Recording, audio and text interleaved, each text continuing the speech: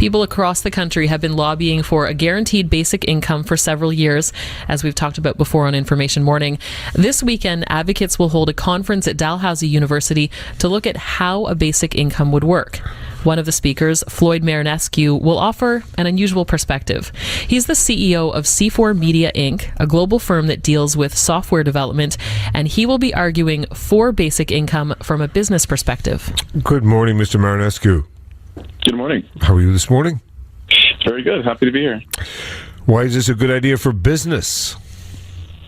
Well, it's quite simple. What could be more pro-business than having more customers? Basic income, I think, is one of the best, most scalable economic stimulus we could imagine. Put more money in the hands of people that will spend it, and that eventually trickle up to more customers for businesses, more sustainability. You know, as a business owner, I'd rather have 10% more revenue than 10% more profit, even if that means that the tax rates slightly go up. It means that business is more sustainable. We have heard recently, again, another wave of interest in changing, including right here in Nova Scotia, where the NDP has suggested an hourly wage, minimum hourly wage of $15, and you have the pushback as we can't afford it. I would assume that a guaranteed income would be more expensive even than upping the ante on whatever the minimum wage might be. It depends how you look at it. So a lot of people, when they think about basic income, they make a mistake in calculating it as the gross amounts, meaning, okay, let's say there's 30 million Canadians times 15,000. No, we can't afford that. That's not actually how you'd implement a basic income. It's the net cost, not the gross cost. So it's really about the segment of society, probably the bottom third of society, that would keep more of the basic income, and then everyone above that would be paying out slightly more. It's important to note, though, that there have been credible studies by institutions such as Ryerson University that have shown that you can implement the basic income in Canada in a revenue-neutral manner to the government, which part of that will come from cost savings from eliminating existing welfare programs that are no longer needed. Other part is through eliminating a lot of tax loopholes, and there's other methods to generate funding for that as well. So it's actually not nearly as expensive as one would imagine. And this also speaks, I think, significantly, if you will, to some changing elements, very dynamic elements within the economy. I think you were suggesting to our researcher that you were at the Hyatt recently, and somebody there was telling you how many people used to work there and how many people work there now. This is really important. So people need to understand that we're in the middle of a global transformation. We're entering a globalized economy where Canadians are now competing with 2 billion new people, at least, people around the world that can do internet jobs as well as manufacturing. We all know about manufacturing outsourcing that's happening, but even like information jobs that are accustomed to being paid half to a fifth of what we're being paid here. So this is the new reality of the world that we're in. Globalization and the automation that we've already been experiencing to the point of the Hyatt. I run large events in major cities around the world, and the general manager of the Hyatt in Manhattan mentioned that in the 80s, his hotel needed 2,500 people to be staffed. Now it needs only 1,500, just due to the software gains and other automation that we already have. So we're in the midst of this tidal wave of automation and globalization, which is putting downward pressure on the earnings potential for most of society. And it's kind of simple physics, right? You're competing with people around the world who make a lot less.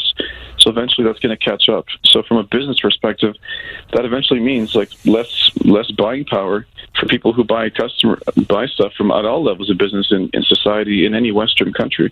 So I see a basic income as the most scalable solution to share in the gains of globalization and automation, not just the wealthy owners of the machines or of the businesses that are globalizing or automating.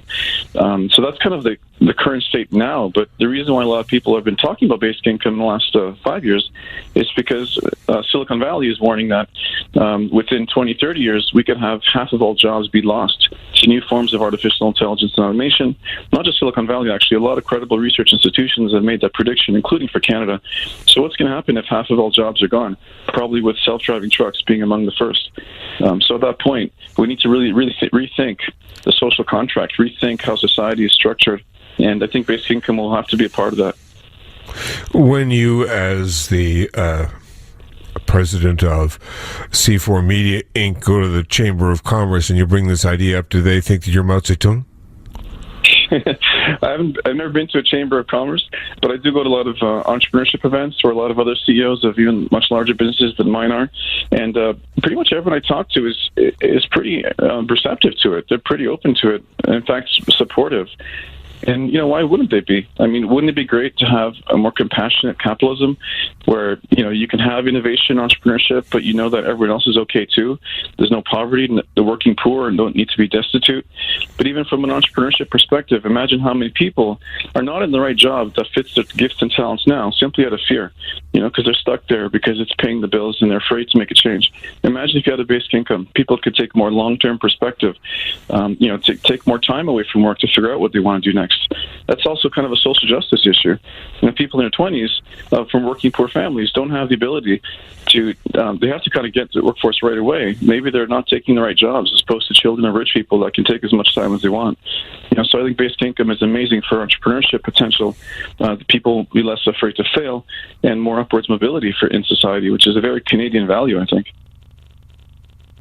Putting the social justice issue aside for a while, do you think that people are open to the discussion that it's also good economics that if you have somebody who in fact has a guaranteed basic income, the chance that they're not going to be wealthy, and the chances are whatever their check is, they're going to be spending it, it'll be immediately recirculated back into the economy?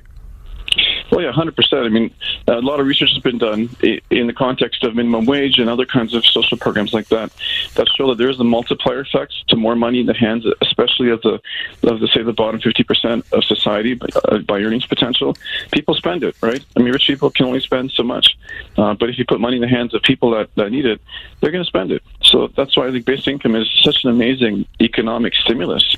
And also really good for Canada. We have consumption taxes here, so every dollar that gets spent ends up being more revenue also for the government, which can be applied for other kinds of programs too, including paying for the basic income.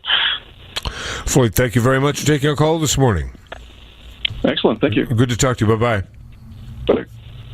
Wait, shortly after this interview was recorded, the Governor of the Bank of Canada, Stephen Poloz, went on record on an episode of The House, a CBC radio podcast, and actually credited a basic income-like program for increasing the economy. Listen up.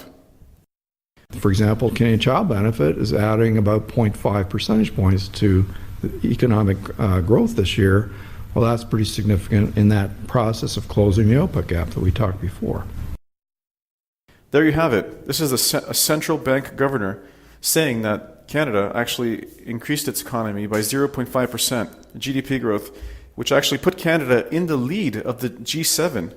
That's amazing. Faster growing economy than US, UK, France, all those countries combined, in part due to the implementation of the Canada Child Benefit, which is a cash transfer program that primarily benefits working families with children. Imagine how much faster the economy would be growing if in fact we had a basic income that was actually obviously a much larger amount that went to all Canadians. Further supporting this, the Roosevelt Institute, a think tank in the US, did some research and found that if a basic income was implemented in the US, it would grow the economy permanently by 12 to 13%. That's a $2.5 trillion growth in the economy by 2025. So I just wanted to add that in the context of this video to hopefully show that basic income is an economic stimulus. It is pro-business, it is pro-free market, and it will enhance the quality of life for all Canadians and all businesses.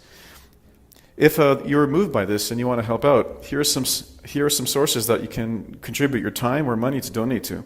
In Canada, it's the Basic Income Canada Network. This is the main kind of organizing body that's helping to fund basic income events and research inside Canada.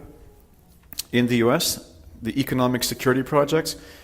This is like a venture capital fund almost for basic income projects. They're funding research. They're helping fund the trials in Stockton. They're funding even art projects.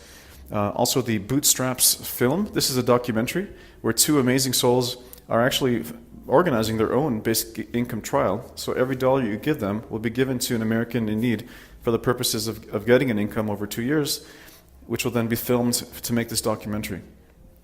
And worldwide, check out basicincome.org or BIEN, the Basic Income Earth Network. That's a great place if you want to contribute your time or money.